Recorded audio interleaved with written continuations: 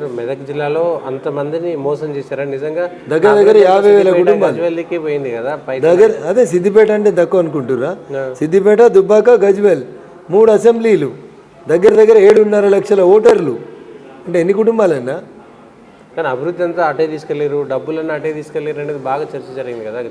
అన్న 4 రోడ్లు వేసుడు, 4 కాలేజీలు బంగ్లాలు కట్టుడు, 4 యూనివర్సిటీ బంగ్లాలు కట్టుడు, అందమైన రంగులు వేసుడు, ప్రజలకు దళితులకు ఇచ్చిన భూములు గుంజుకొని కలెక్టరేట్ భవనాలు కట్టుడు, ఇవి అందం కనబడుతున్నాయి. మేడి పండు చూడు మేలిమై ఉండు అన్నట్టు పైన అంతా మంద మెరిసిపోతుంది. ఒక కోమటి చెరువు మీదనే 1000 కోట్లు పెట్టుకున్నాడు ఆయన. ఏముందని ఎప్పుడు చూడు ఇంత మట్టి పోతూనే ఉంటారు, కోమటి చెరువు నింపుతూనే ఉంటారు. దాని వెనుక కూడా మీరు ఉన్నారా? ఏది మంచి మనిషిలా కనబడి హరీష్ రావు రంగదాం చెరువు దగ్గర డబ్బు ఏది భూములకు సంబంధించి ప్రైవేట్ భూములు గుంజుకున్నాడు, ప్రభుత్వానికి అప్పచెప్పిండు అనే దాని వెనుక కూడా రఘునందన్ రావు ఉన్నాడా? అది ముఖ్యమంత్రి గారికి సంబంధించిన కాంగ్రెస్ పార్టీకి సంబంధించిన ఛానల్ అన్న.